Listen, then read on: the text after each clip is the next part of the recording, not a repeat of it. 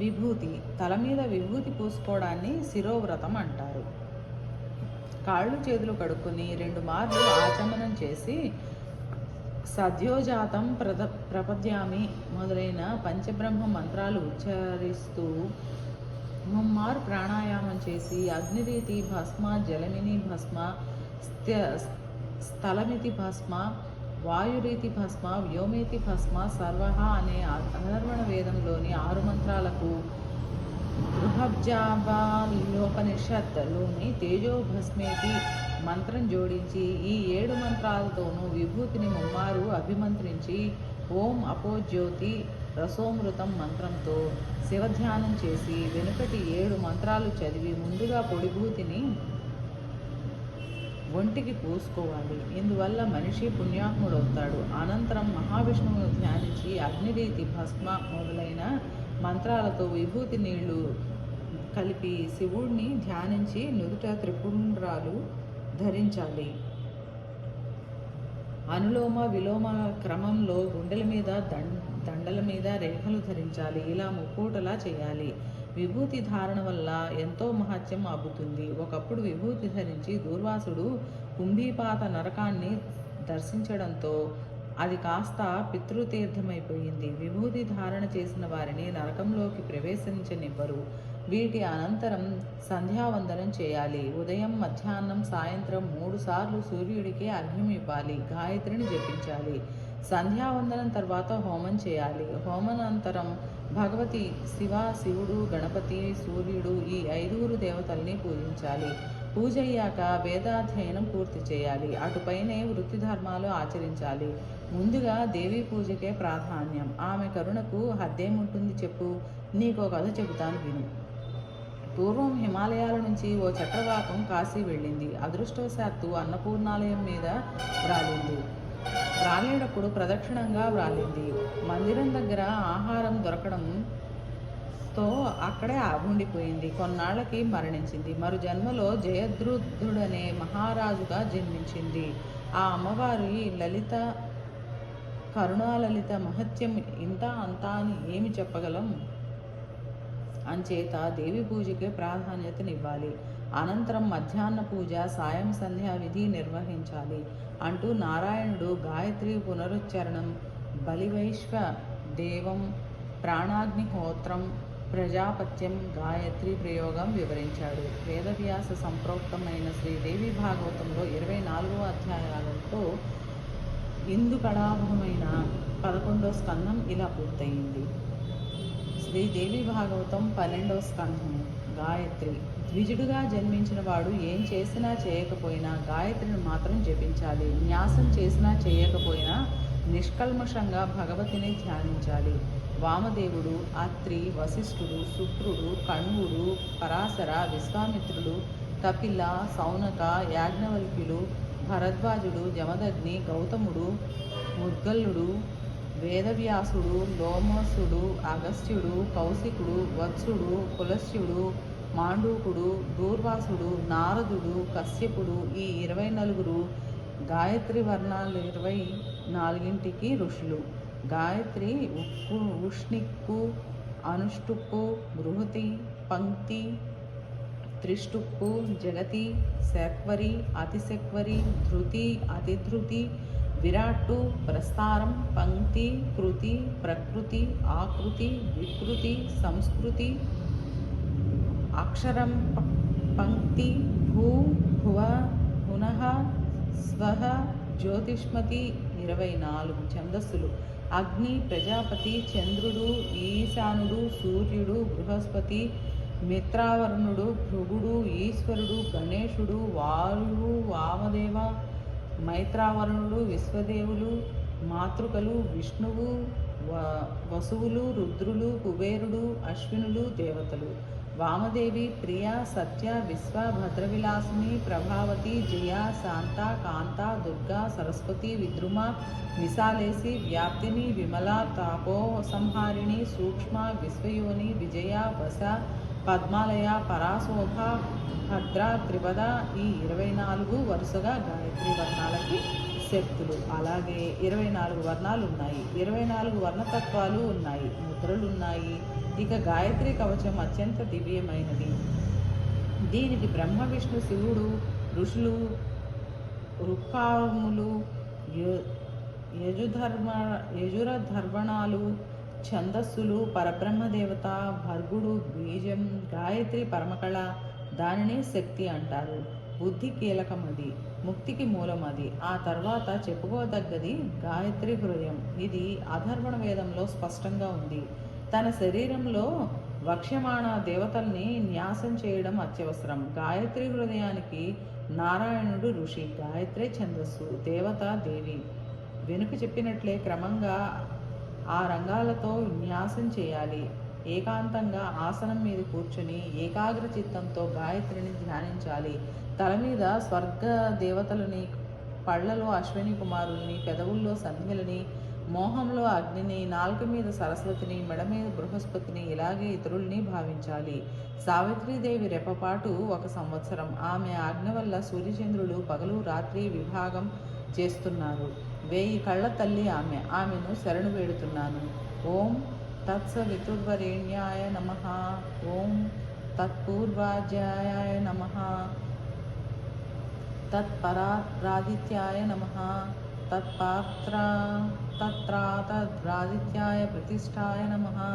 ఇలా గాయత్రిని ప్రాతకాలం ధ్యానం చేస్తే రాత్రి చేసిన పాపాలు, సాయంకాలం ధ్యానం చేస్తే పగలు చేసిన పాపాలు పోతాయి. గాయత్రి హృదయం అధ్యయనం చేస్తే 1000 యజ్ఞాల ఫలం కలుగుతుంది. 6 లక్షల గాయత్రి జపం ఫలితం కలుగుతుంది. గాయత్రి అనుష్ఠానంలో 80 బ్రాహ్మణుల్ని వరించాలి. దానివల్ల సత్యసిద్ధ కలుగుతుంది. సంధ్యా సమయంలో గాయత్రి స్తోత్రం పఠిస్తే పరమపుణ్యం, పరమసిద్ధి కలుగుతాయి అంటూ దీక్షావిధిని గాయత్రి సహస్రనామాలను చెప్పాడు నారాయణుడు.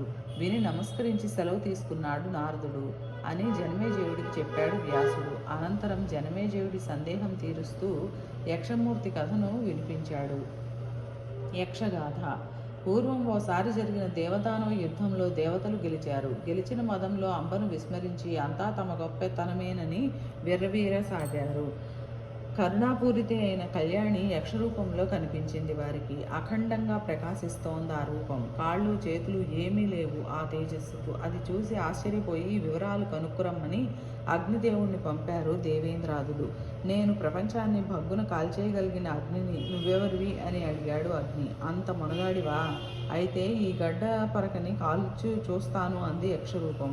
ఎంత ప్రయత్నించి అగ్ని దానిని కాల్చలేకపోయాడు. సిగ్గుపడి వెనక్కి వెళ్ళిపోయాడు. ఇంద్రుడికి చెప్పుకున్నాడు. ఈసారి వాయుదేవుణ్ణి పంపాడు ఇంద్రుడు. నువ్వెవరు అడిగింది యక్షరూపం. నేను గాలిని, నా వల్లే లోక వ్యవహారం నడుస్తుంది అన్నాడు గాలిదేవుడు. ఏది? ఈ గడ్డి పరకని కదిలించు అంది ఆ రూపం. దాన్ని కదపడం వాయుదేవుడి వల్ల కాలేదు. లజ్జాభారంతో ఇంద్రుడి వద్దకు వెళ్ళి తన ఓటమిని చెప్పుకున్నాడు. అది విన్న ఇంద్రుడు స్వయంగా వెళ్ళాడు యక్షమూర్తి దగ్గరకు. ఇక్కడకు ఇంద్రుడు చేరగానే ఆ రూపం అదృశ్యమైపోయింది. అది అవమానంగా భావించిన ఇంద్రుడు ఆత్మహత్యకు పూనుకొన్నాడు. అప్పుడు ఆకాశవాణి మాయాదేవిని జపించు అని చెప్పింది. ఇంద్రుడు అలాగే చేశాడు. చైత్రశుక్ల నవమి నాటి మధ్యాహ్నం అతని ఎదుట ఓ దివ్య తేజస్సు తోచింది. ఆ తేజస్సు మధ్యలో నుంచి పరాశక్తి మాయ, మీ కళ్ళు కప్పి గర్వించారు, మీ గర్వమే మీ పతనహేతు అని చెప్పడానికి యక్షరూపంలో నేనే ఆ నాటకం ఆడానురా. ఇంక నుంచి అయినా దురభిమానం మానండి అని చెప్పి అంతర్ధానమైపోయింది. ఆ కారణంగానే సత్యయుగంలో అందరూ గాయత్రి జపించేవారు. ముఖ్యంగా బ్రాహ్మణ పుట్టుకు పుట్టినందుకు గాయత్రి జపించి తీరాలి. కానీ అలా జరగడం లేదు. గౌతమ శాపం.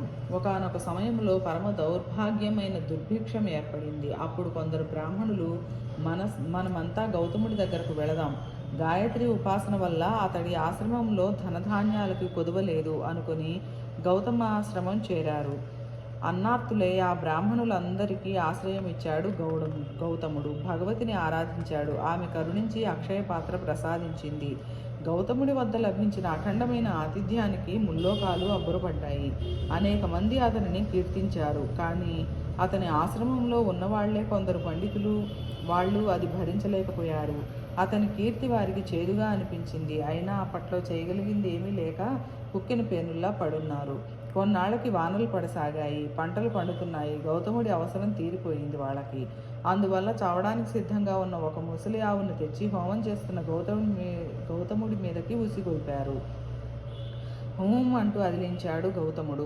ఆ మంత్రానికే ఆ ఆవు మరణించింది. గౌతముడు గోహత్య చేశాడని అరిచారు బ్రాహ్మణులు. వారి కుట్ర కని పెట్టాడు గౌతముడు. కుంభీపాత నరకంలో పడమని శపించాడు. గాయత్రిని కోల్పోమన్నాడు. ఆ బ్రాహ్మణులు పశ్చాత్తాపడ్డారు. మళ్ళా ముని ముందు సాగిలపడ్డారు. నా మాట వట్టిపోదు దృఢంగా అన్నాడు గౌతముడు. శ్రీకృష్ణుడు పుట్టి నిర్యాణం పొందే వరకు కుంభీపాత నరకంలోనే ఉంటారు మీరు. అనంతరం కలియుగంలో భూమిన పడతారు. ఆయన మాట ప్రకారం ఆనాటి కృతజ్ఞులే కలియుగంలో బ్రాహ్మణులుగా పుట్టారు. వాళ్లే దేవీభక్తి మాని కాపాలికులు, గణపత్యులుగా చార్వాకులు, దిగంబరులు, స్వేచ్ఛాచారులు, బౌద్ధులు, జైనులు, పాషండులు అయ్యారు. వ్యాసుడు చెప్పింది విని మణిద్వీపాన్ని గురించి చెప్పమన్నాడు జనమేజయుడు. వ్యాసుడు ఆరంభించారు. మణిద్వీపం బ్రహ్మలోకంలో పైన సర్వలోకం ఉంది. అదే మణిద్వీపం. అమృత సముద్రమే ఆ ద్వీపానికి ఆగర్త. సముద్రం తర్వాత